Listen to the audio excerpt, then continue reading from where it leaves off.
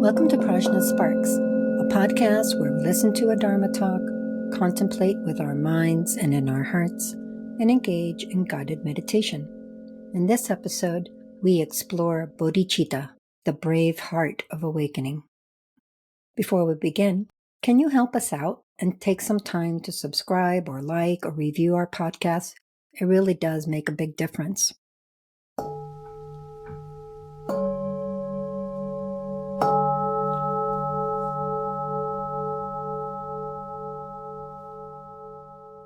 As we're entering into the holiday season here in the West, where we celebrate giving, generosity, the warmth of kinship, and selfless acts of compassion, we thought, what better time than right now to explore Bodhicitta, this brave heart of awakening that is central to the Mahayana path.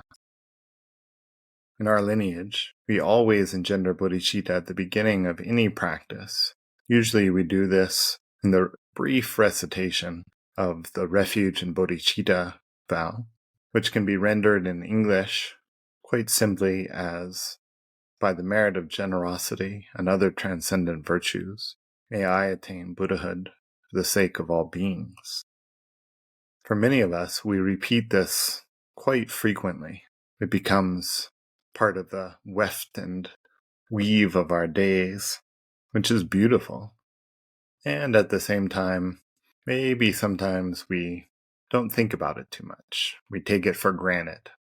We think just reciting it is enough. So let's dig in a little bit into this brave, noble heart of bodhicitta. What is it exactly? Is bodhicitta the same as love, loving kindness, compassion? When someone does you a good turn, is that bodhicitta? Classically, we understand bodhicitta as the wish to attain perfect Buddhahood in order to be able to definitively benefit others. So we can see that bodhicitta is focused on enlightenment and it's focused on sentient beings. It has these two aspects. And implicitly, underneath it, we can see that there's also an aspect of taking personal responsibility, being so firmly invested in others' well-being that we determine to do something about their suffering, help them accomplish happiness, whoever they may be, whatever they may mean to us in this life, whether they be friends, strangers, or those that we feel adversity towards. Bodhicitta is quite amazing in that it recognizes that all beings have the wish for happiness and freedom from suffering. Of course, everyone might describe this differently, but fundamentally, we can boil it down to everyone is looking for goodness. No one wants to suffer. And this manifests in so many different ways in our world. Bodhicitta takes this into account. It helps us train in approaching beings without bias, without the blinders of self-interest, self-reference. It's something that we need to cultivate, certainly. But how do we do that? How do we get to that enormity of the wish of bodhicitta, bringing it alive in our own mind stream, especially when, as ordinary beings, we're so used to being invested in our own way of doing things, being focused just on ourselves, possibly also on those that we love.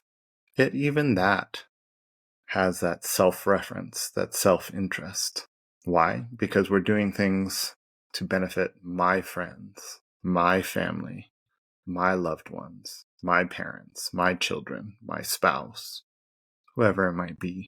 There's always that reference point of my, even in those acts that we consider selfless. Selfless because it's not directly benefiting and may even be harming us as individuals, but benefiting someone that's dear to us. What if the whole world is dear to us?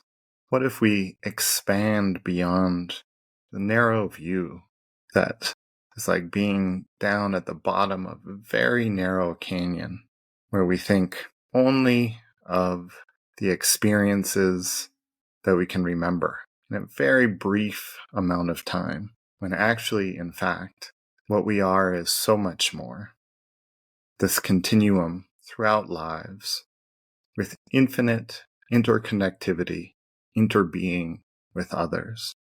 Working with bodhicitta is really about expanding our view, going beyond the confines of what we take to be me and mine. And as ever, this kind of transformation has incredible effects for us as practitioners. So funny how bodhicitta is aimed at the benefit of all beings, and yet we're the ones that are immediately impacted by it. How everything starts to look different in our world when we train ourselves in this approach.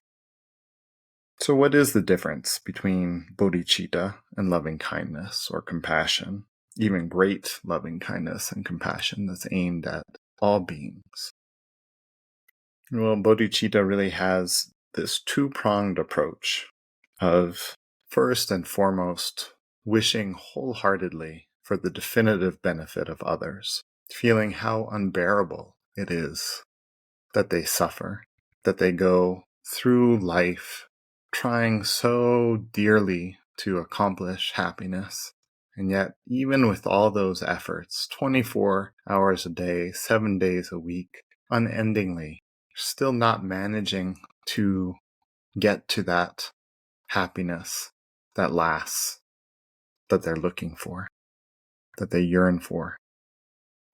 Seeing that, recognizing dukkha and the pervasiveness of suffering in samsara, in samsaric ways of being, our heart breaks. Not only that, but we start to see how dear to us beings are, no matter how it might look in the very limited scope of this life, when we reflect on our infinite connections with beings. Start to open up to the deep kinship that we have. It becomes a little bit easier to feel that drive to do something, to help.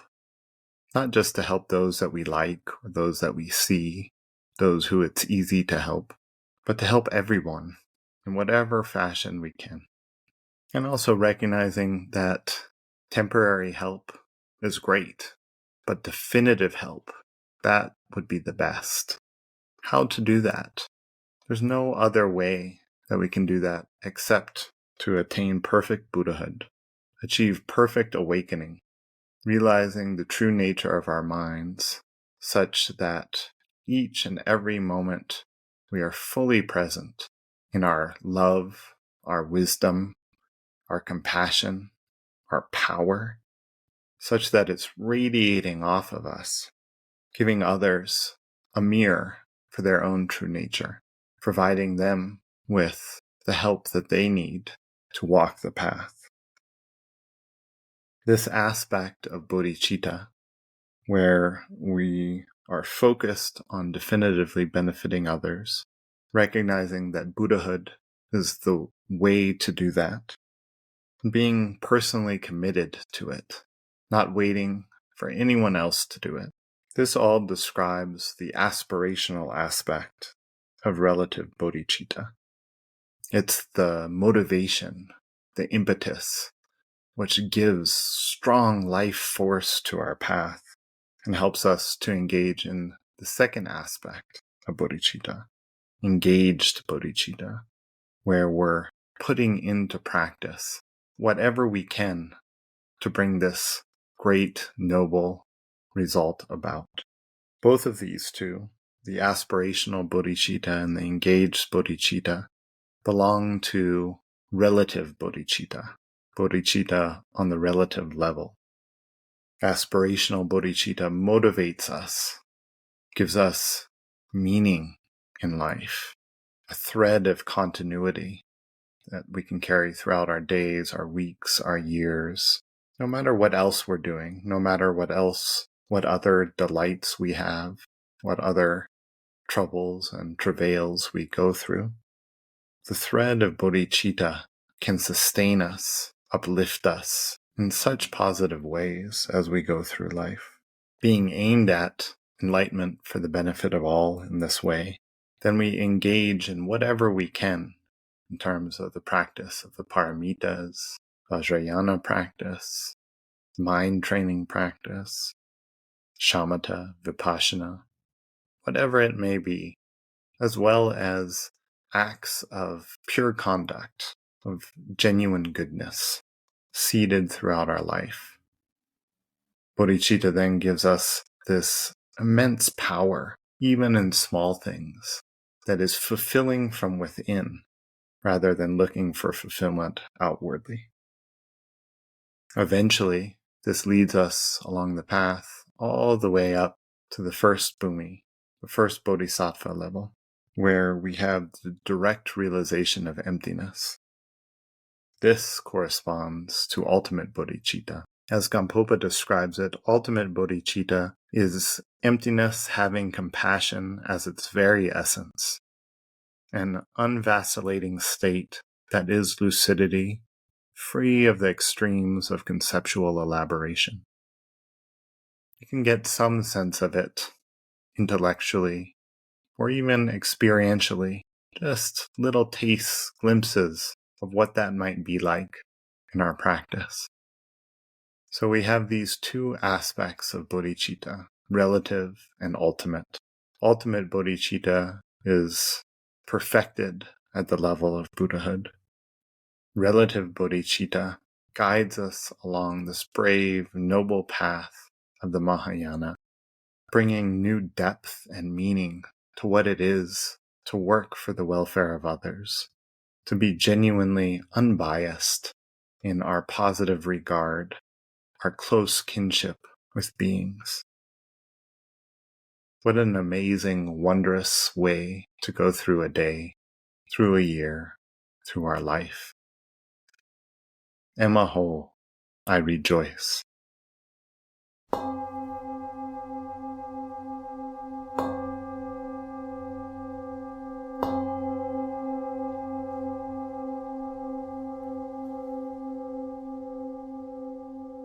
Some seeds of contemplation that we can engage in throughout our day.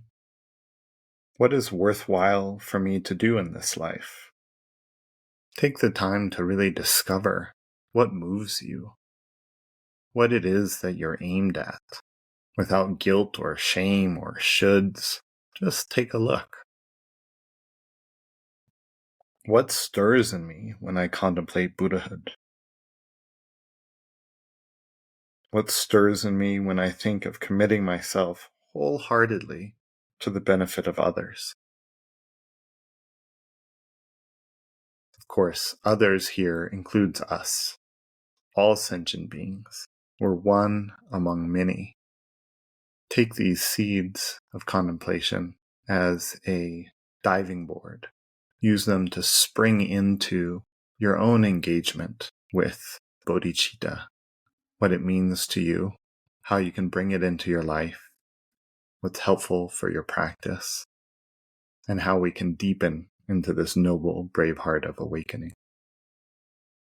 This is Yeshe and Zopa for PRAJNA Sparks.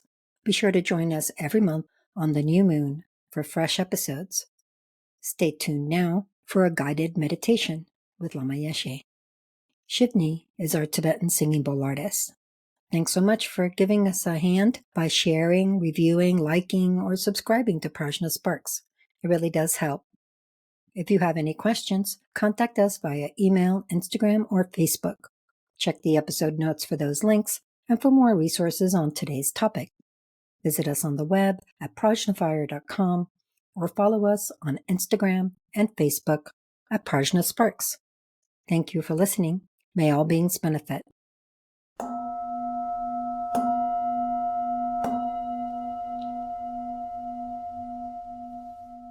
From one perspective, bodhicitta is such an immense experience that it's hard to imagine how we can practice it. From another perspective, everything encompassed by the Mahayana path, be it on the cushion or in our everyday lives, has at the very least the potential to be a practice of bodhicitta. In today's meditation, we'll connect with mind's inherent tranquility by taking some time in shamatha practice, and then engage in one way we can begin to open our hearts to the immensity of our experience, our existence, our very nature, and begin to let bodhicitta into our lives. To begin, take a comfortable meditation posture, be it sitting cross-legged on the floor, a cushion, or the like, or in a chair, or even lying down. The important thing is to select a posture that enables you to keep the spine as straight as is feasible for you, and at the same time neither rigid nor collapsing. It is flowing up towards the head, and it is a firm support on which to drape the body.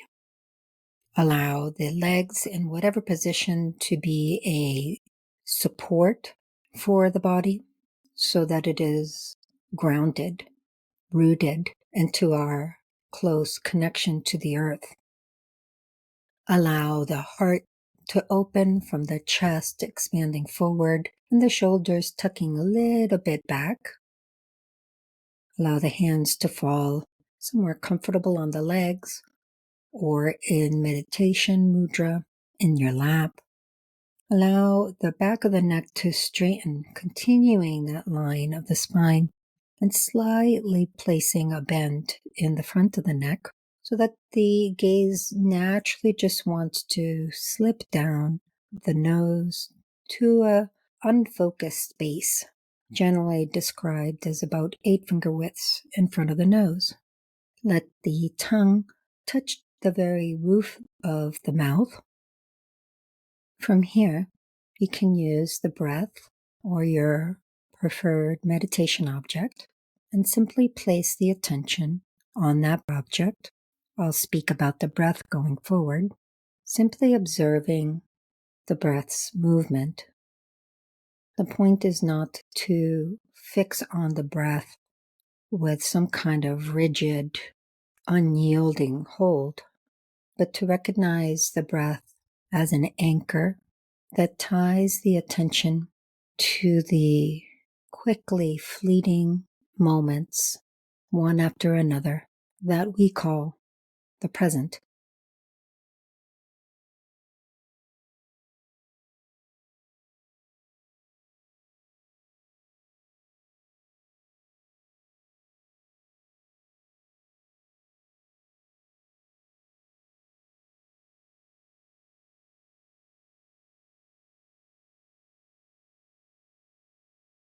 Simply placing the attention on the breath collects the mind, focusing its strength and vitality. Activate an energy of mind typically called vigilance, which simply calmly monitors whether that recollection of mind again and again on the object, moment by moment, is being sustained in balance, whether it's falling away into sleepiness or into distraction.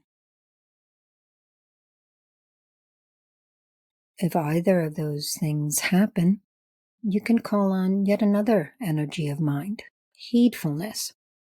This is the energy that is careful of mind's intention in meditating, calling back the attention to recollect the meditation object, freshly placing the attention on the breath, revivifying the recollection of mind. Let's practice like this for a couple of minutes.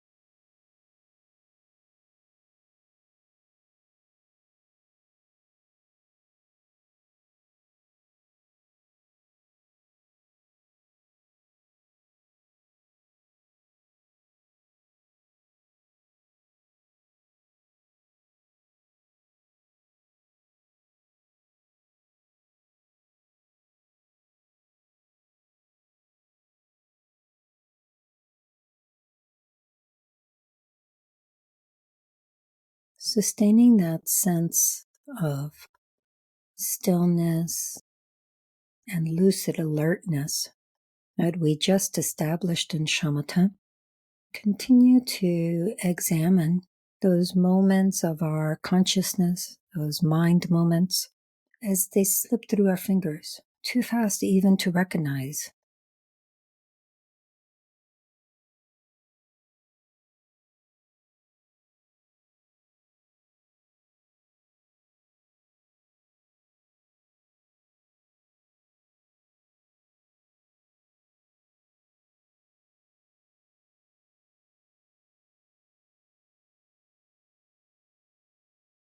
Consider how these moments stretch backward towards what we call the past and suggest a similar stretching forward to what we call the future.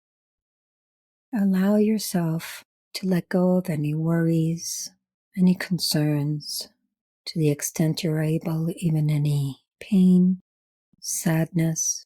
Just allow yourself to embrace this seamless continuum of moments, one after another, from the first moment of this life until now, and then moving onwards. A continuum that we call me, associated with this body, our various emotions, our opinions, the way we perceive the world, our mental acuity, and so forth.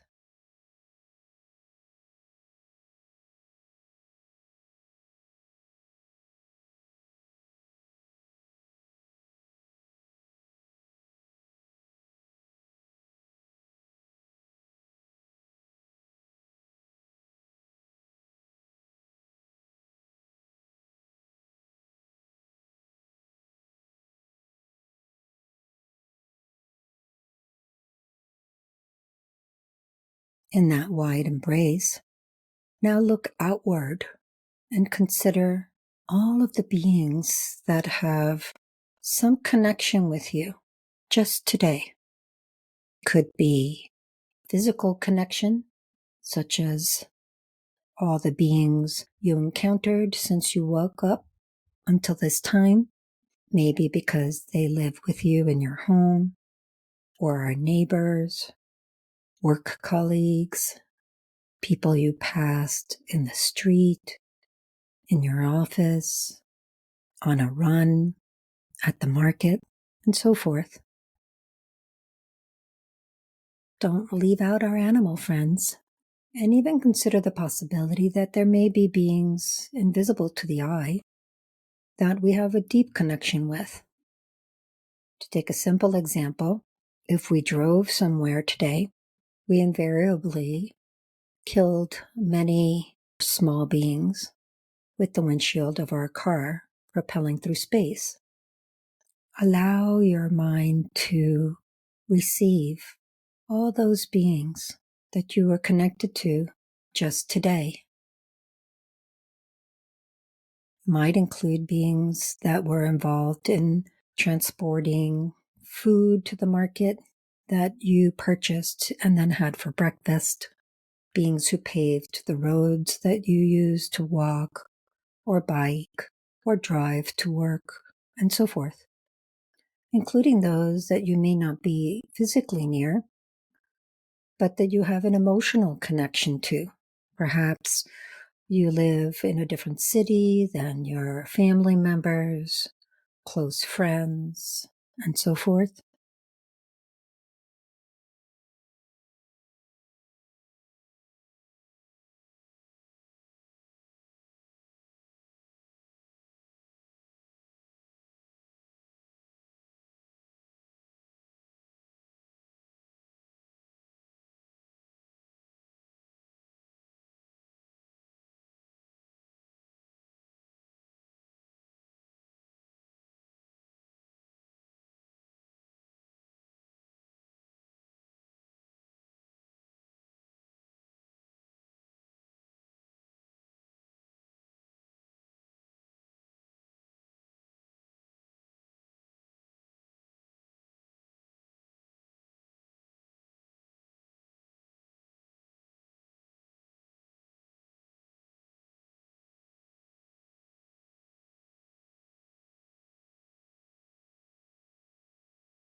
keeping the embrace wide as you look deep in this way.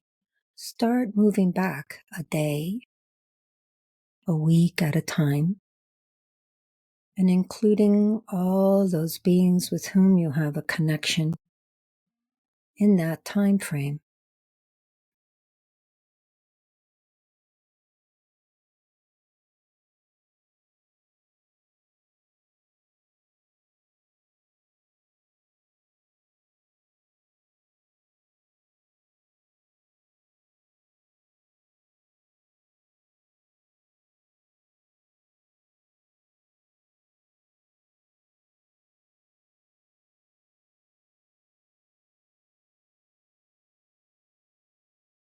Rewind for a month, a year, a decade, all the decades of your life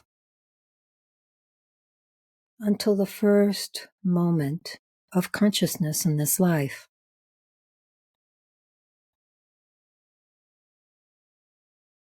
How many beings are you welcoming into this capacious embrace that contains your existence in this life?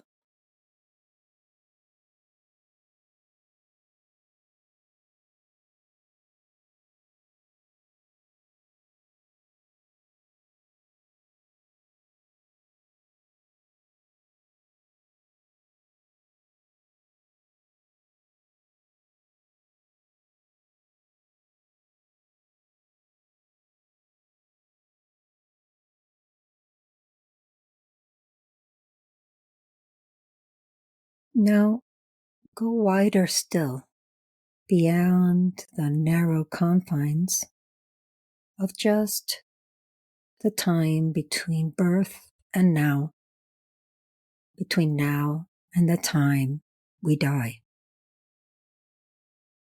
Follow those moments of consciousness back.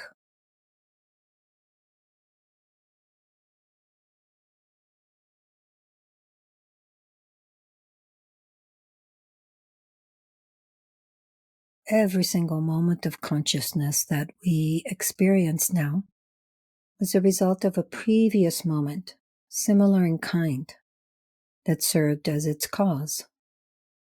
That in turn was a result of the previous moment, and so forth, all the way back to the first moment of our life.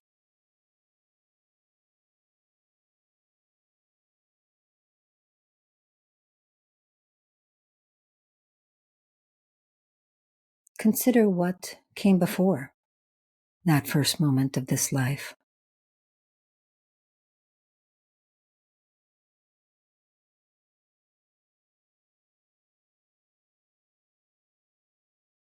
Even if you cannot know, you do not know, or think you do know, imagine that it was yet another moment of consciousness, similar in kind,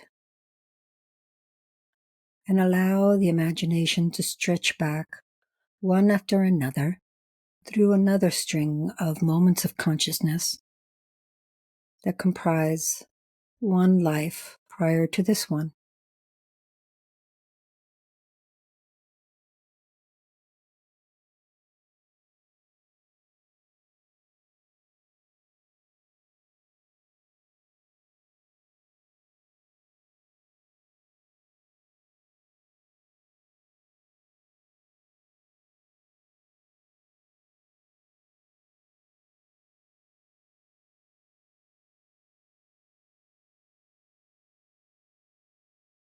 Five lives.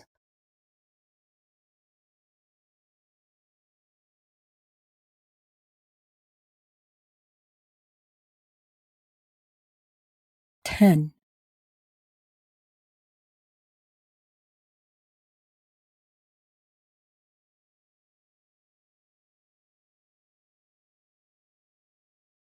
100.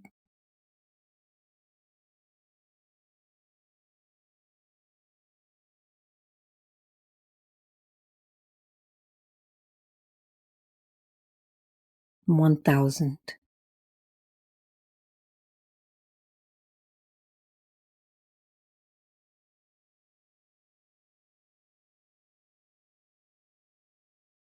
10,000.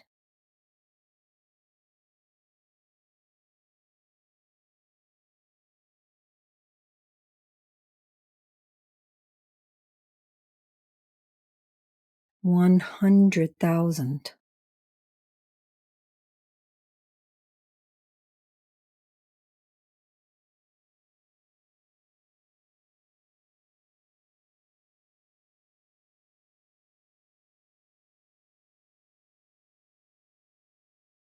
1,000,000.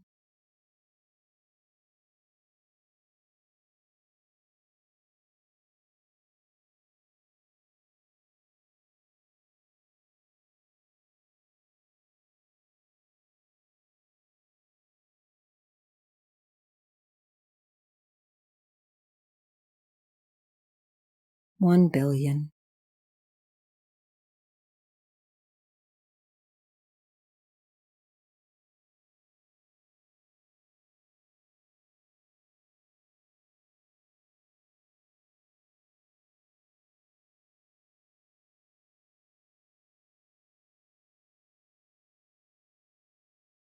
'Infinite lives.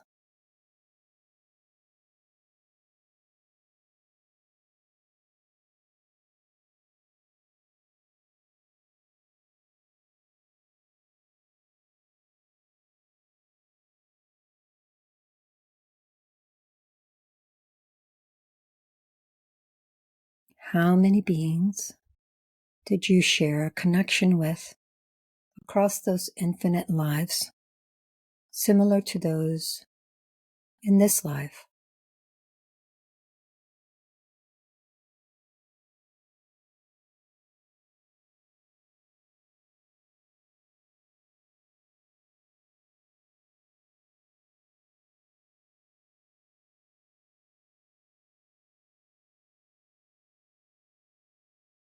What if this mind has been active in different forms for infinite lives, sharing all manner of connections with infinite beings? What does that mean?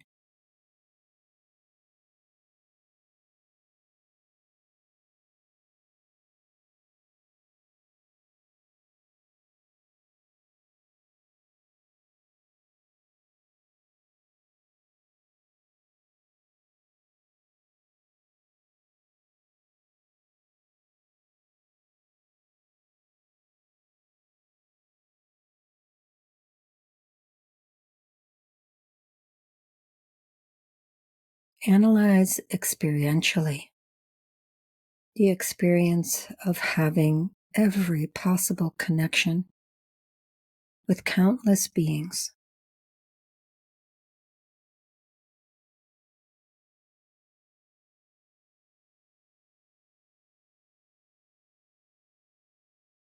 This is radical kinship, relationship that defies boundaries of me versus you, even as it recognizes our differences, our individuality.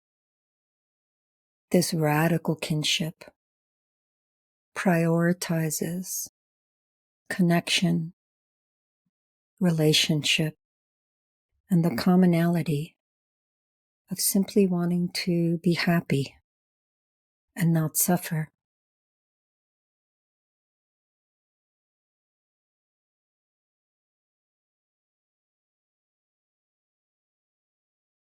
Allow yourself to feel into that experience and then rest in that sense of radical kinship, repeating that rhythm of bringing up that experience afresh and resting within that like a heartbeat that flows naturally for the next minute or two.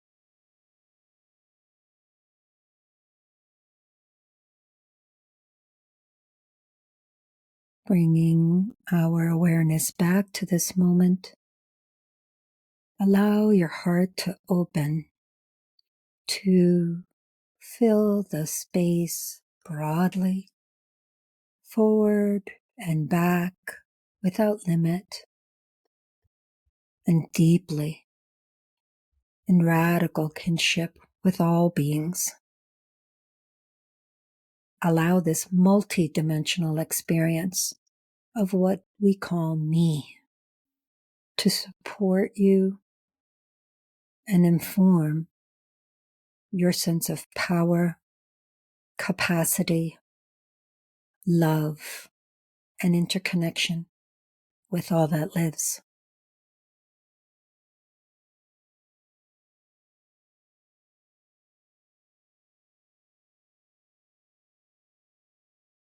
Please join me in sharing the merit of all positive momentum that comes from this practice, that we and all beings may attain the level of Buddhahood. By this merit, may all attain omniscience and defeat the enemy wrongdoing, to liberate all beings from this ocean of suffering with its surging waves of birth, aging, illness, and death. Thank you for all that you are and all that you do. Sarvamangalam. May all be well.